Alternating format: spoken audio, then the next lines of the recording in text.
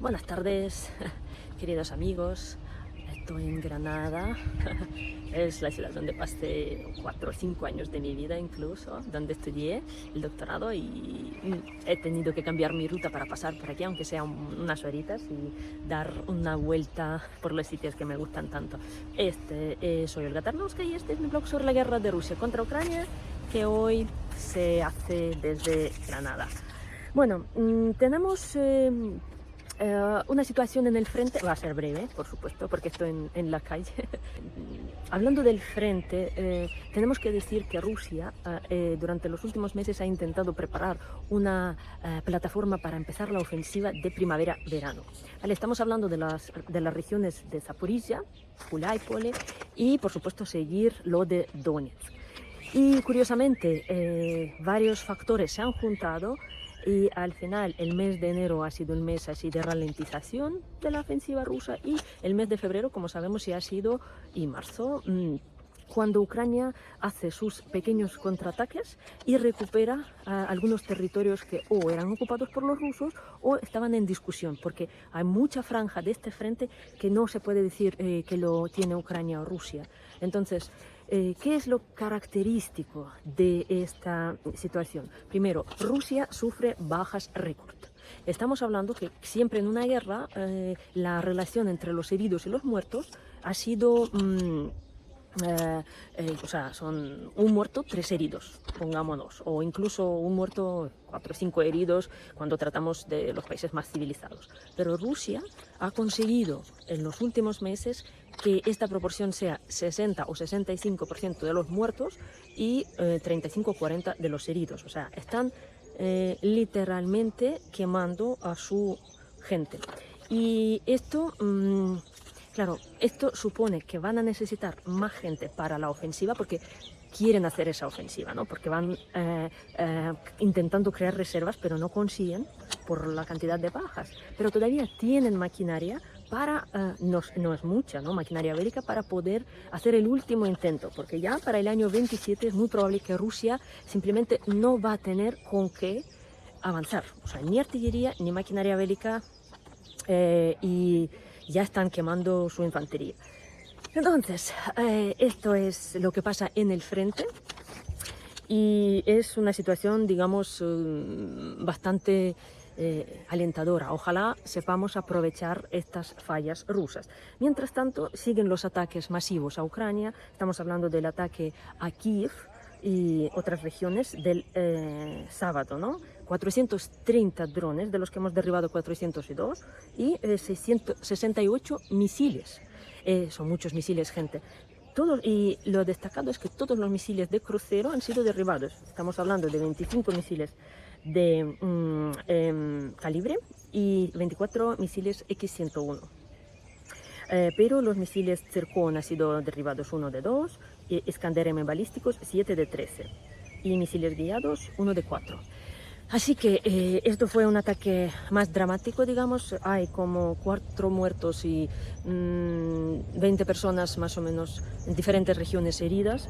En Kiev otra vez tuvimos un apagón, se paró el transporte eléctrico, que luego se volvió a recuperar, pero ha sido un bombardeo bastante duro.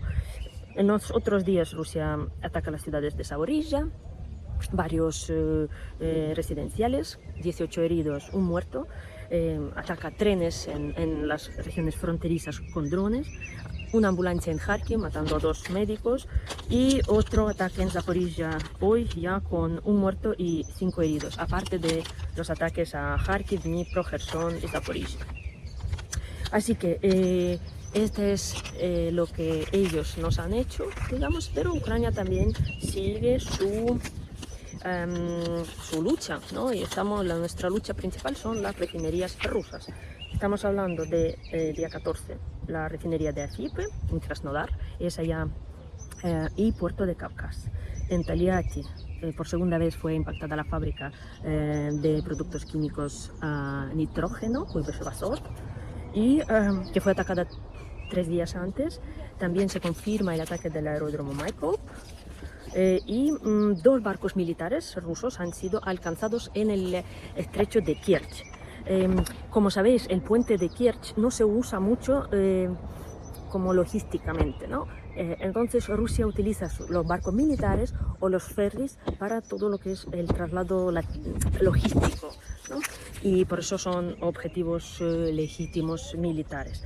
Y ha sido una noche bastante resultativa. Entonces, también ayer, el día 15, hubo un ataque bastante importante con 170 drones a Rusia, a 13 regiones.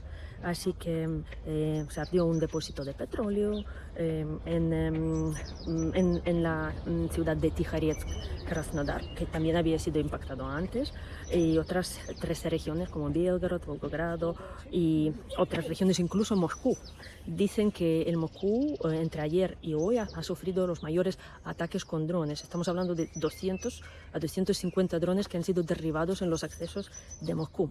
Así que por eso habrían cortado el internet. ¿Os acordáis que estaban todos perdidos? Porque no les funcionaba ni el GPS, ni nada, ni los mapas, Google Maps, porque cortaban. Entonces me imagino que fue como un modo de precaución contra los ataques. ¿Qué más? Estamos hablando de hoy, de ataque al depósito de petróleo Labinsk en Krasnodar y una fábrica de aviones en Ulyanovsk.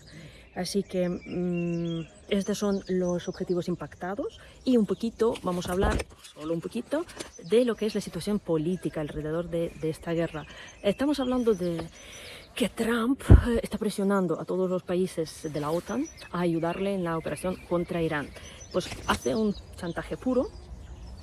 Algunos países como pues, Gran Bretaña, que ha dicho que no va a mandar sus barcos para lo que es la ofensiva. Entonces Trump le ha dicho, pues ya que hemos mandado ayuda, una ayuda especialmente, claro, cuando habla de ayuda siempre se refiere a la ayuda que nos mandó Biden, porque él de la ayuda nos manda lo justo, vamos, que para una guerra que estaba a miles de kilómetros y ahora los aliados tienen que ayudarle en todas las guerras que se le ocurran.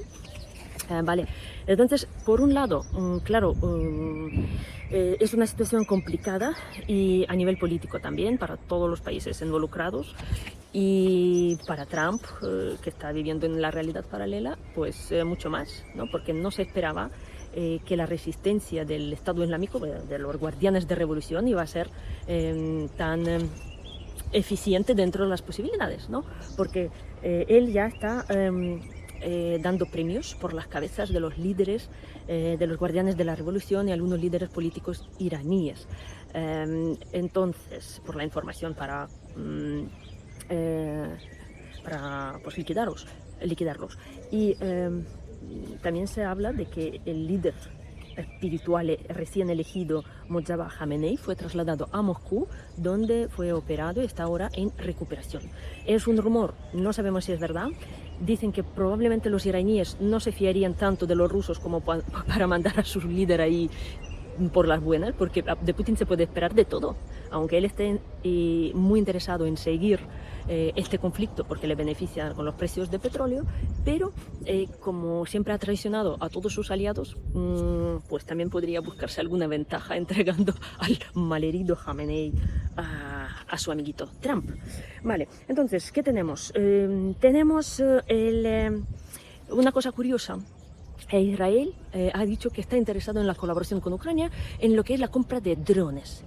Gente, hemos pedido armas a Israel desde hace el día 1 de esa guerra, porque sabemos que tiene esa famosa la cúpula de hierro que nos podría ayudar a proteger a nuestros civiles de las armas rusas, y nunca nos ha ayudado, por lo menos oficialmente no nos ha ayudado.